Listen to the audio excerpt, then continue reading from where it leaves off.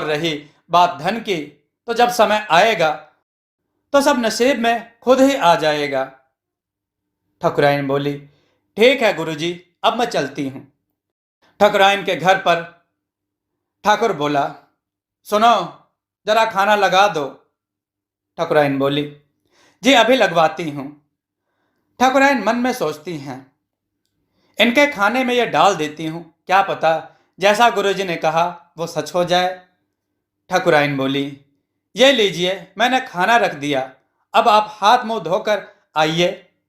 ठाकुर ने खाना खाया और चुपचाप चला गया और सो गया।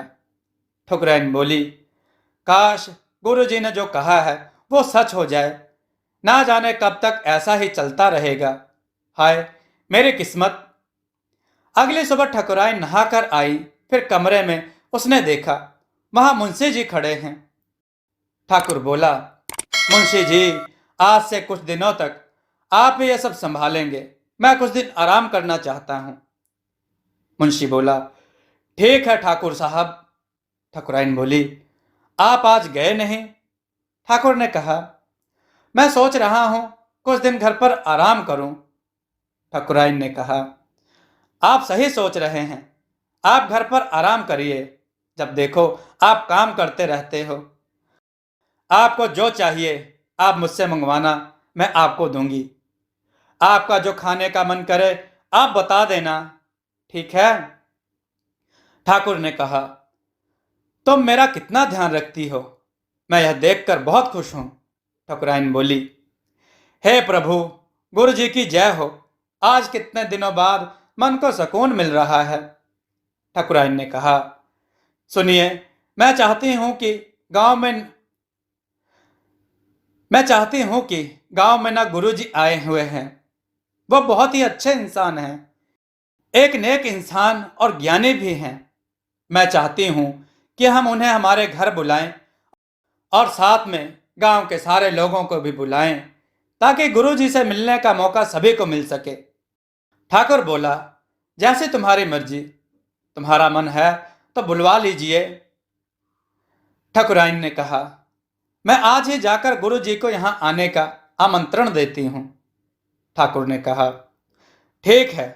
इसके बाद ठकुराइन कुछ लोगों को लेकर अपने साथ रामू के घर पहुंची।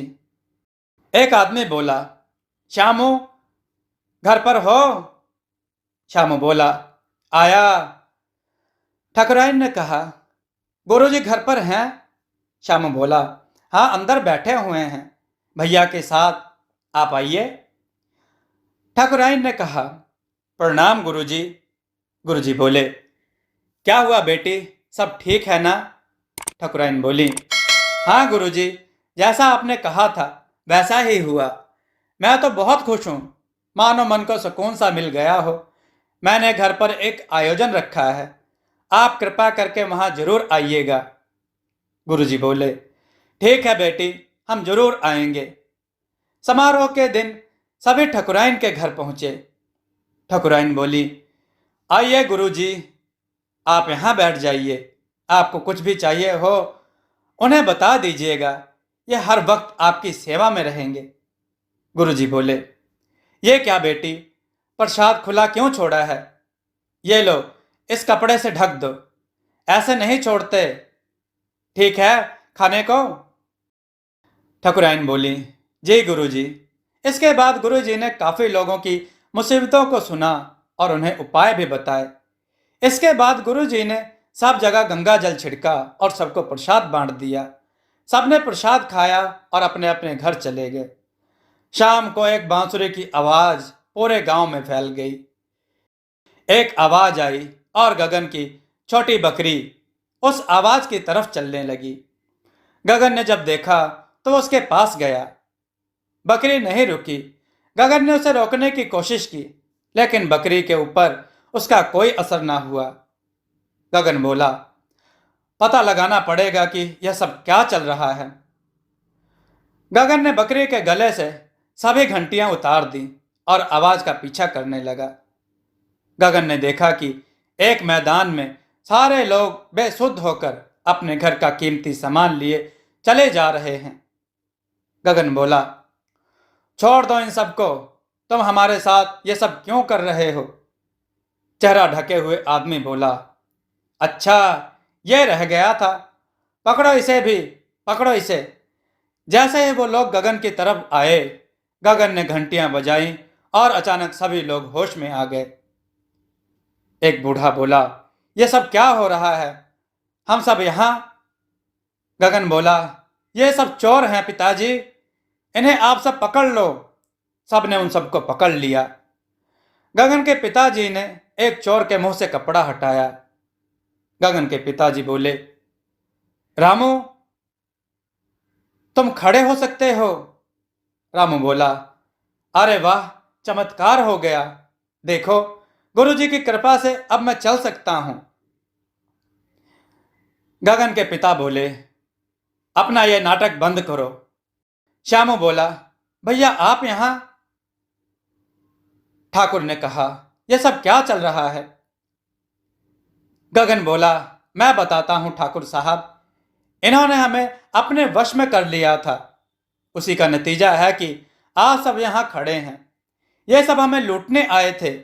उन्होंने हमारा धन उस बैलगाड़ी में रखा है। ठाकुर बोला, आपने ये सब क्यों किया? लोग तो आप दोनों की कितनी इज्जत करते थे। अब चलो बताओ, दोनों ने यह सब क्यों किया? दोनों चुप थे। ठाकुर के एक आदमी ने रामू के पैर पर लाठी मारी तो रामू बोल पड़ा। रामू बोला, मैंने और गुरुजी ने मिलकर यह योजना बनाई थी। हमने प्रसाद के ऊपर जब गंगा जल छिड़का, उस समय गुरुजी ने अपनी बनाई दवाई प्रसाद में मिला दी, जिसे खाने के बाद जैसे ही हमने बांसुरी बजाई, आप हमारे बस में हो गए। गुरुजी बोले, मैं कोई साधु नहीं हूं, मैं एक वैद्य हूं। मैं अपनी दवाइयों से लोगों की समस्या सुलझाता हूं। रामू बोला, भैया मैं सोचता था कि मैं हमेशा आपका ख्याल रखूंगा और कभी आपको अकेला नहीं छोड़ूंगा, लेकिन आज जो मैंने देखा, मुझे नहीं लगता कि इसके बाद मैं आप पर विश्वास कर पाऊंगा। रामू बोला, मैं तुझे एक अच्छी जिंदगी देना चाहता था, इसलिए मैंने यह सब किया। श्यामू बोला, भैया आपको सच में लगता है कि इन पैसों से मेरा भला होगा? रामू बोला, मुझे माफ कर देना श्यामू। श्यामू बोला, मुझसे बात मत करिए भैया। कांता बोली, लेकिन आपने मेरे पति की वो आदत कैसे छुड़वाई? गुरुजी बोले, मैं समझ गया था कि तुम्हारा पति शराब छोड़ना तो चाहता है, लेकिन छोड़ नहीं पा रहा, इसलिए मैंने उसे थकान वाली दवाई दी, जिसे खाने से उसे काम के बाद थकान लगने लग जाती और वो सीधा घर आ जाता और सो जाता, जिससे उसके पीने की आदत छूट गई। लीला बोली, और आपने मेरी सास को कैसे सुधारा? गुरुजी बोले, बेटी दवाइयों के उपचार और थोड़ी सी बुद्धि का इस्तेमाल करके मैंने सब समस्याओं का समाधान किया है। ठकुराइन बोली, आपने हम सबकी मदद की थी, फिर भी ऐसा क्यों किया? गुरुजी बोले, मजबूरी थी ठकुराइन, हम एक अनाथ आश्रम चलाते हैं। वहां कई ऐसे बच्चे हैं जो अनाथ हैं, दिव्यांग हैं। उनके जीवन को बदलने के लिए हम यह सब करते हैं ताकि उन्हें बेहतर जिंदगी दे सकें। कुछ दिनों से आश्रम में दान दक्षिणा ना के बराबर थी, इसलिए हमें यह कदम उठाना पड़ा। गगन का पिता बोला, इतना अच्छा काम करते हो और इस तरह के नीच काम में शामिल होते हो। तुम्हारी सजा यह है कि तुम वो आश्रम जिंदगी भर ईमानदारी से चलाओगे और हमेशा उन बच्चों का ख्याल रखोगे और उनके देखभाल के खर्च में होने वाला धन हमारी तरफ से आएगा। गुरुजी बोले, आप हमारी मदद क्यों कर रहे हैं? गगन के पिता बोले, क्योंकि तुम एक इंसान हो। तुम्हारा केवल रास्ता गलत है, लेकिन इरादा गलत नहीं था। इतना तो हम कर ही सकते हैं। गुरुजी बोले, आपका बहुत बहुत धन्यवाद। ठाकुर बोला, आप रामू को छोड़ दीजिए, वो एक अच्छा इंसान है। गुरुजी ने कहा, ठीक है, छोड़ दिया रामू को। गुरुजी फिर बोले, श्यामू तेरे भाई ने हमेशा तेरा भला ही चाहा है, उसके साथ ऐसा मत कर, तू माफ कर दे अपने भाई को। उसने जिंदगी भर जो भी किया सिर्फ तेरे लिए किया, जबकि वो तेरा सगा भाई भी नहीं है। गुरुजी बोले, लेकिन मुझे जानना है गगन, ये सब होश में कैसे आए और तुम कैसे होश में आए? गगन बोला, क्योंकि मैंने लड्डू खाया ही नहीं था। मेरा लड्डू मेरी बकरी खा गई, और जब मैंने बकरी को उसके घंटे की आवाज से ठीक होते देखा तो मैंने सारी बकरियों के गले से घंटियां निकाल दी और अपने साथ यहां ले आया, और उनकी आवाज से सभी ठीक हो गए। गुरुजी बोले, क्या बात है गगन, तुम तो काफी बुद्धिमान हो।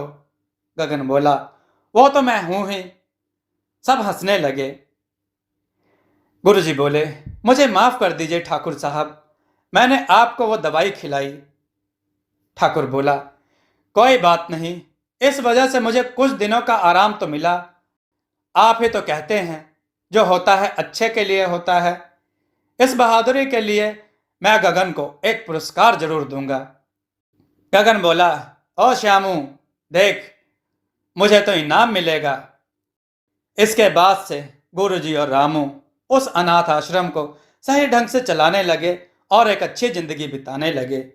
दोस्तों, आपको यह कथा कैसी लगी? अपने विचार और सुझाव कमेंट में जरूर दें। हमारी कथाओं को लाइक करें, हमारे चैनल को सब्सक्राइब करना न भूलें। हमारी कथाओं को शेयर जरूर करें जिससे लोगों को अच्छा ज्ञान प्राप्त हो। जय श्री राम भक्तों।